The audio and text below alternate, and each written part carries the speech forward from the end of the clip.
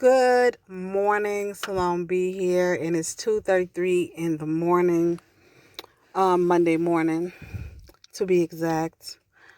Yesterday I was working all day, so I didn't get a chance to view the media and see what was going on. But in pro-black news and comedian news, you had Professor Griff. He slammed D.L. Hughley. Well, what had happened was D.L. Hugley was talking to a person. I think it was, I can't remember, but he was talking to a person and he said that Nick Cannon shouldn't have had a person like Professor Griff on his show, which were totally crappy words he used to explain that. And I'm like, we as people have to learn how to speak with respect to one another. Like, you talking to him like he's somebody beneath you.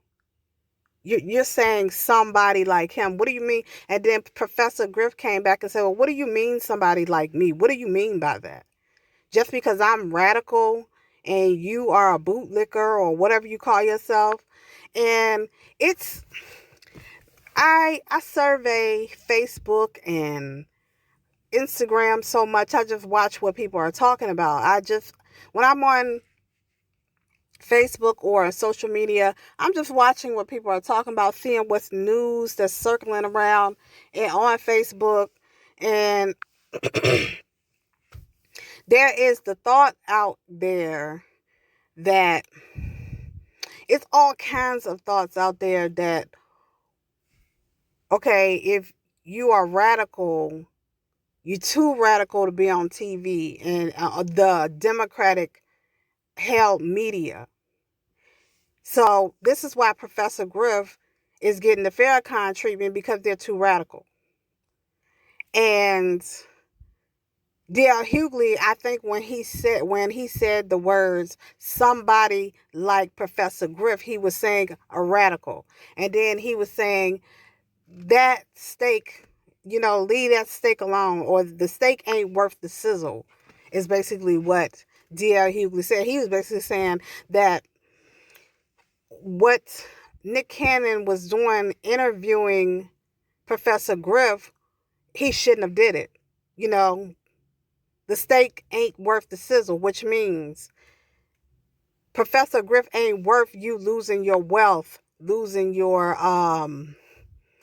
clout and things that you built. Now, we know Nick Cannon has been a childhood star, because I used to watch him and Keenan and well, I forgot what it's called, the Nick Cannon show, something like that. I used to watch him on Nickelodeon. Like, he grew up on Nickelodeon. So I used to watch Nick Cannon, and I thought he was a cool kid. But I think his parents sheltered him a little too much. So when he came in contact with somebody like Professor Griff, who is a Muslim and who's under Islam and don't give a good goddamn what anybody got to say, he gonna speak the truth, because that's what Muslims are taught. We're gonna speak the truth regardless whether you like it or not. They disconnect from radicals because they're too radical to be in the establishment. So his choice of words, his poor choice of words, when he spoke about Professor Griff, was like he was beneath him. Like, that's not what you're supposed to do, in the way that D.L. Hughley was just saying. And I'm like, I'm trying to figure out, how did D.L. Hughley transform from being a comedian. Now he's a spokesperson for the Democrat Party, and then he went against Bill Cosby. And I'm like, you went against Bill Cosby because you and Bill Cosby couldn't get along. And then you had all these nasty things to say about the man. And I'm like, you basically blasted your own in front of media, which nobody in the black community, or some people in the black community, don't approve of that, where you go in front of the media and blast your own. So this is the thoughts of the people that I'm talking about. I'm just giving y'all the news. So Professor Griff has some choice words to say, and I'm going to play it, and I'll be back with the rest of my commentary.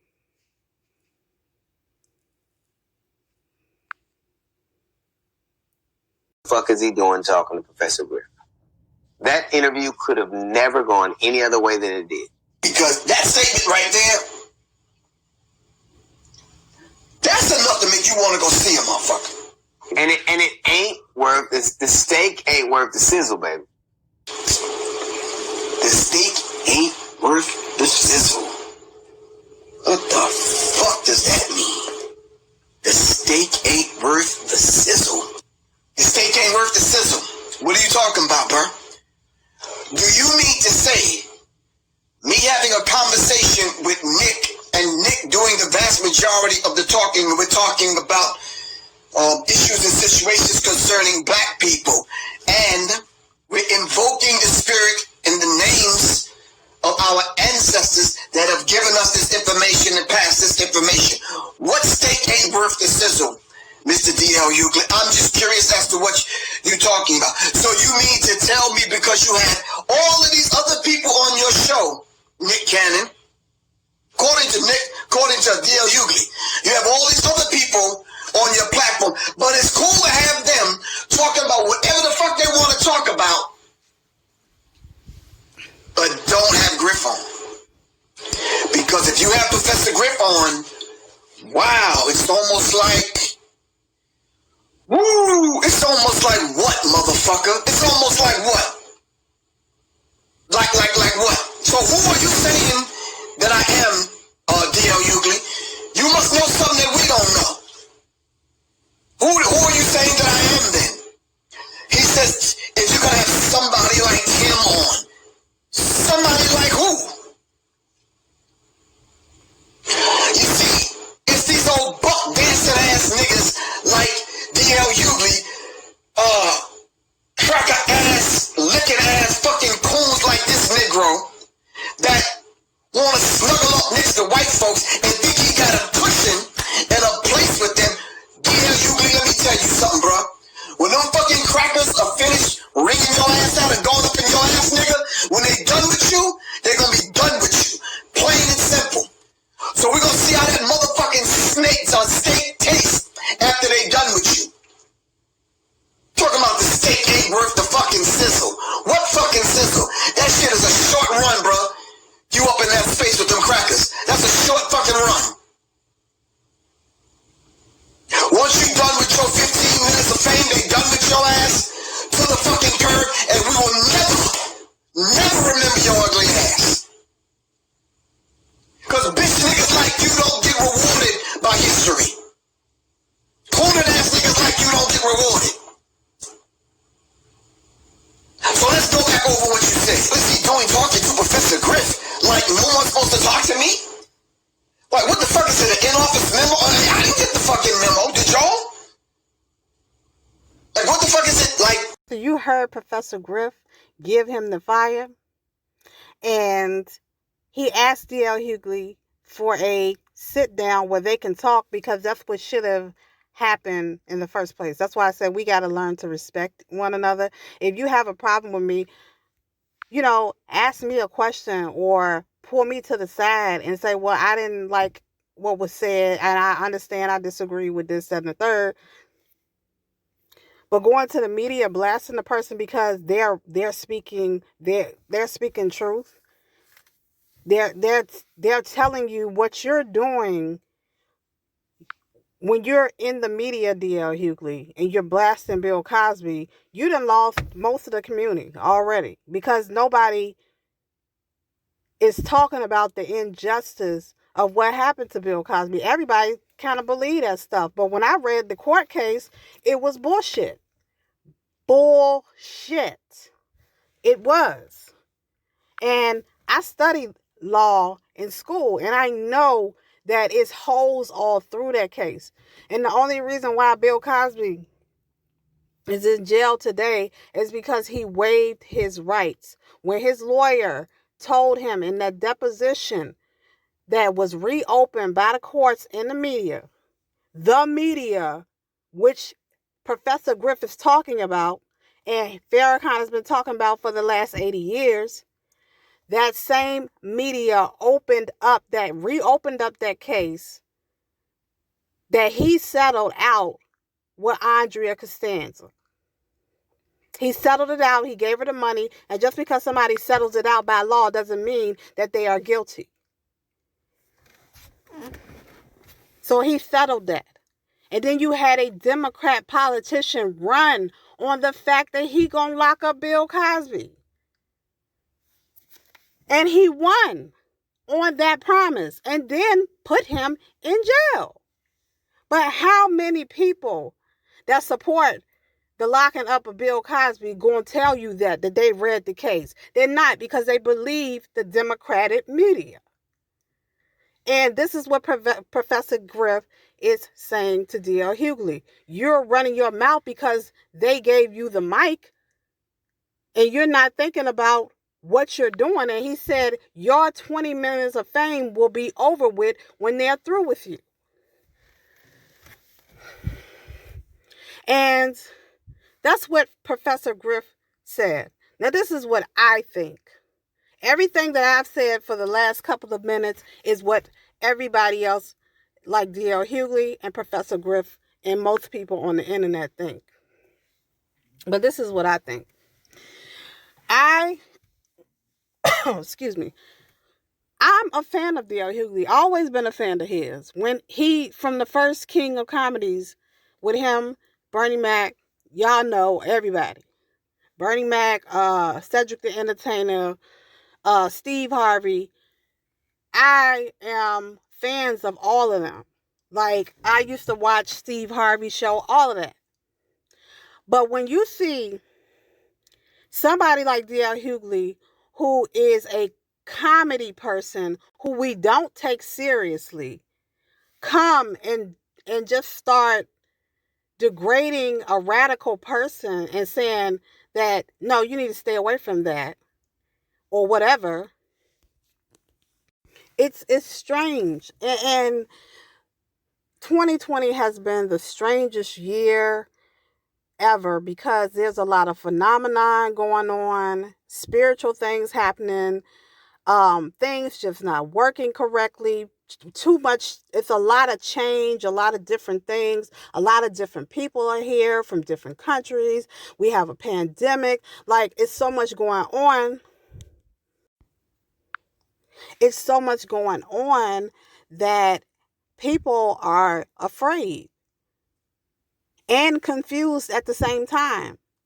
The media is hypocritical, and I try to stay away from hypocritical people because when you're a hypocrite, you can't stay on the truth. You can't deal with the truth. So it's really people like that, I avoid them. If you can't understand that some people have a difference of opinion and you are not open to that, you're one-sided, and they call that being prejudiced. Now, a lot of people think being prejudiced is not liking somebody for their skin color. No, being prejudiced is having a one-sided opinion. You don't look at both sides. Truth, there's a one side and two sides to truth. When you go to court, they're looking for evidence. This is why I don't speak on anything unless I got the evidence, unless I have heard it from the horse's mouth or I have seen it for myself as in fact. Because that's truth. The media is getting its ass handed to them by Trump because they don't deal with truth. And once you get in that trick bag where you don't deal with truth, then this is why the government is the way it is, because a lot of us don't like to deal with the truth. A lot of us don't like to read. A lot of us don't like to go to the library. A lot of us are behind the technology. A lot of us are struggling with this new change. So what I think is both of them need to come to the table and hash it out. D.L. Hugley shouldn't be able to say what he needs to say, but he needs to understand if he don't use the correct words with Professor Griff, they're going to be in a debate. And D.L. Hugley better have his research to back him up when he started talking that Kamala Harris shit. You better back it up. Or any other Democratic ad he has pushed. So I just think they need to have a conversation, because a conversation should have been had in the first place. When they knew that Professor Griff was going on Nick Cannon's show, why didn't y'all question it and ask, well, what are y'all going to be talking about? Or tune in, subscribe. But to downgrade it like it's a no-no, because I feel like a lot of people are getting nervous because people that speak the truth are getting the media's attention now. And people are in outrage or have something to say, or they're downgrading it, or they're degrading everything because they don't want to deal. Because when you have to deal with truth, you have to be responsible. And a lot of people don't want to be responsible today. So that is what is going on with D.L. Hugley and Professor Griff. I think they should just have a conversation. Just have a conversation. Have a conversation about the media, the Democratic-run media. Have a conversation about it. I think D.L. Hugley needs to sit down and find out what information that Professor Griff and everybody in his camp have on the media. And they need to get it out to the rest of the people, because they've been teaching about this media for years and nobody wants to listen. All they want to do is excommunicate them. They did it to Farrakhan already. Now they're trying to get Professor Griff, because they're like, we don't need all this truth, because then we got to deal with reality.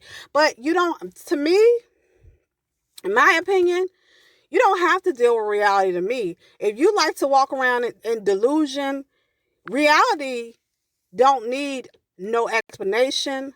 Reality don't need no apologizing. So if you say something that is in fact truth that you can find in a book, or you can find on U.S. history books, you should be speaking the truth. So I just think that this conversation could have been had over the phone, you know what I'm saying, instead of going to the media. And the media is eating it up, probably running it every 2 seconds or whatever.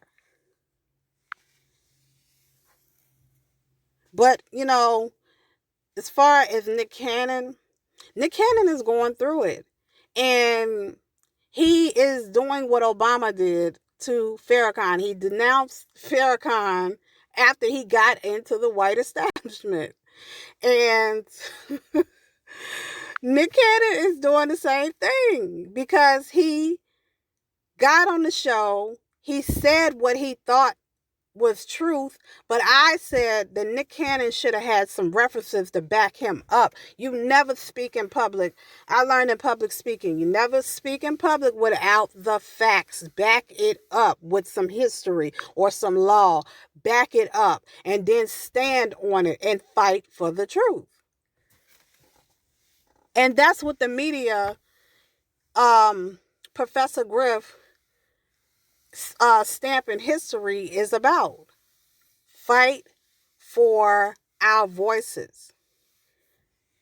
He was a part of the black media, because the rap industry before gangster rap came in was about why the media wasn't interested in our problems. So we started to communicate it through rap music. That's the media. So this is what's going on, y'all. Tell me what you think. Like, share, subscribe. Salon B. Have a great day.